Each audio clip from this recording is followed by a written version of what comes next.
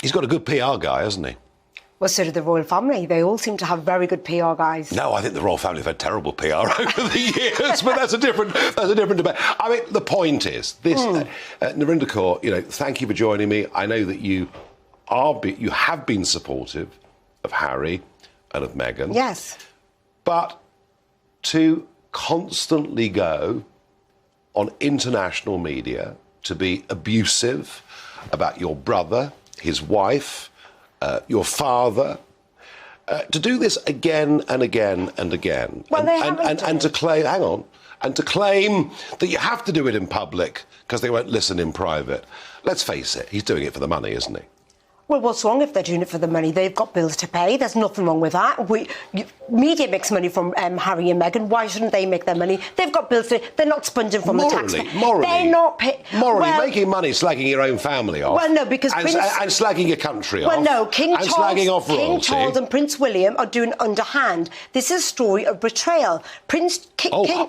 Absolutely. Prince William has been very naughty. The betrayal is from Prince William. The betrayal was that Harry walked away. He was born to a life of privilege, but a life of duty as well. He walked away from it. He walked away from it. Should I tell you why he walked away? Because it took marrying a biracial woman for him to realise how racist the institution he was in.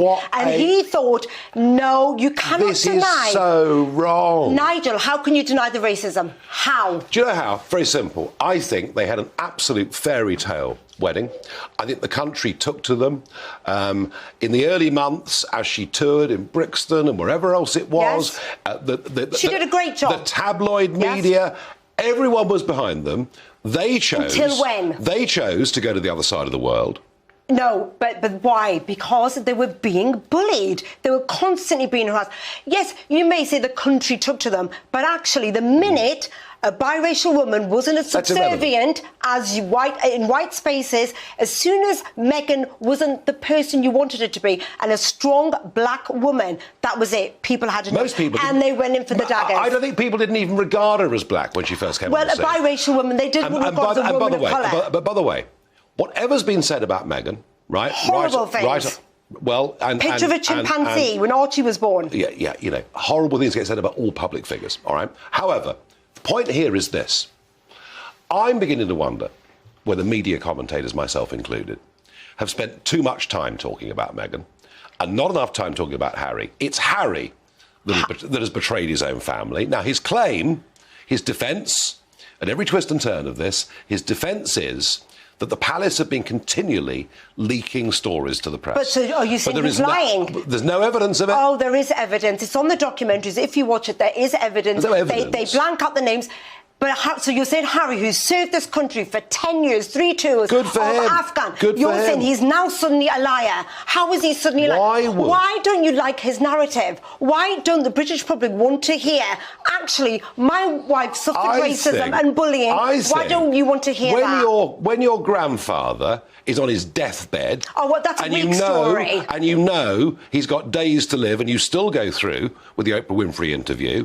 When you make the last 2 years of your grandmother's life incredibly difficult because you're continually throwing the toys out of the pram. What about Meghan and Harry's life? That was incredibly difficult. They were being thrown, as Meghan said, not thrown, fed. Stories were purposely leaked. Why? Purposely being What was the motivation? Shall I tell you, Prince William and Kate Middleton, jealousy. Meghan and Harry were so popular, and I think there was jealousy. And Prince Charles, King Charles the Cruel, why hasn't he spoken to his son? Why hasn't he protected his son? Well, actually, why didn't they come out? More relevantly, why hasn't he taken his son's title away? Their title that can't be taken away. That would take an act of Parliament. You can't do that. Well, I tell you something. The British public, I mean, Harry and Meghan's popularity in this country has gone from stratospherically high to, only Prince Andrew's below them. I mean, there are reasons, for that. Yes. But their popularity is very low. But we're still all talking about them. I think very low. You could take their titles off them, they will still stay relevant. No matter what you do, they will stay relevant. I think people I'm not sure they will. They are so relevant. We're going to get bored with them. And no, you will not get bored, and they would have been great for this country. I think they're sad. So why did they walk away? Because they weren't being protected. Pictures. King Charles' grandson, there was a picture of a chimpanzee, and he stayed silent. Silence is not golden. Sometimes this institution, the monarchy, needs to speak out against racism, and they didn't. This institution, racist institution, this institution of the monarchy, has probably done more for black and Asian countries, I would say, in the last 3/4 of a century, they colonised than any other organisation, institution, or group of people Explain to me in how. the history of the world. Okay, educate me. In the history of the world. Educate me then. The Queen took up the Commonwealth, which was a baby organisation, and used it, tried to turn it into a force for good all over the world. And you know what? She did a hell of a good job. But look what she did in India. Look what they did in India. They pillaged. They stole. I said to you that over the last 75 years, the British monarchy has done more for black and Asian people than any other group of people in history. They haven't. That is not well, true. Narinder Kaur, you and I will disagree on that, but we will disagree on that. But I'm pleased that you come and made the argument for Harry and Meghan. I don't agree with you, but I think it's important for our viewers and listeners that at the minute, with British media, it's all a one-sided debate, and we need to have a little bit more balance in all of our debates and all of our arguments, even if we disagree. And Narinder and I often disagree, but we do it in a reasonably civilised manner. I actually like you. It's hard to disagree with you. It's so hard for me to disagree with you. And you do educate me. But I want you to like Harry and Meghan and actually think, can they be forgiven? Can we bring them back? I think, do you know what? The only way you get reconciliation is when peace breaks out. And peace cannot break out all the while they're firing artillery shells week after week after week. If they stop...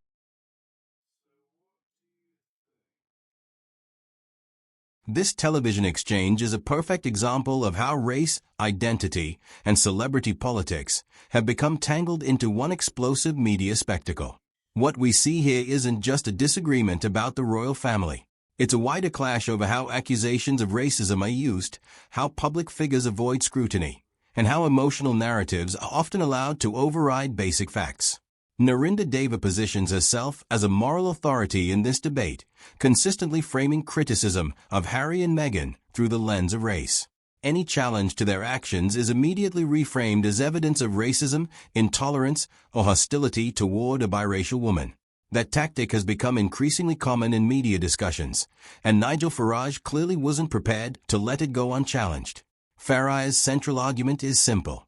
This story is not primarily about Meghan Markle. It's about Prince Harry. It's about duty, responsibility, and choice. Harry was born into privilege, yes, but also into obligation. He wasn't just a celebrity marrying into fame. He was a senior royal with a defined role, public funding, and national responsibility. And he chose to walk away from that role while continuing to profit from the title it gave him. Narinder argues that Harry only recognized the institution's racism after marrying a biracial woman, suggesting that Meghan's treatment revealed deep, systemic prejudice. Farage pushes back hard on this claim. He points out that the wedding was celebrated nationwide, that public support was overwhelming in the early days, and that Meghan was widely praised during her first royal engagements. The idea that Britain instantly rejected her because of race simply doesn't align with how the public reaction unfolded. That doesn't mean racism doesn't exist. Of course it does. Every public figure, regardless of race, is subjected to appalling abuse online. Farage acknowledges that. But he argues that online trolls and tabloid excess do not automatically prove institutional racism within the royal family itself. Conflating the two, he suggests, is intellectually lazy and emotionally manipulative. One of the most damaging points Farage raises is timing. While Prince Philip was on his deathbed, Harry and Meghan chose to proceed with a highly publicized Oprah Winfrey interview. During the final years of Queen Elizabeth's life, they repeatedly aired grievances in documentaries, books, and interviews. Farage argues that regardless of personal pain, there is something deeply unsettling about publicly attacking your family while they are elderly, ill, and unable to respond. Narinder attempts to flip the narrative, accusing Prince William, Kate Middleton, and King Charles of jealousy and cruelty. She suggests that Meghan and Harry were targeted because they were too popular. But this argument raises more questions than it answers. If jealousy was a driving force, why was there no clear evidence presented? Why were names blurred out in documentaries? Why were allegations made without verifiable proof? This is where public opinion begins to matter. Farage points out that Harry and Meghan's popularity in Britain collapsed not because of racism, but because people grew tired of constant accusations paired with commercial deals. Books, interviews, documentaries, podcasts. At a certain point, the public stopped seeing victims and started seeing a brand built on grievance.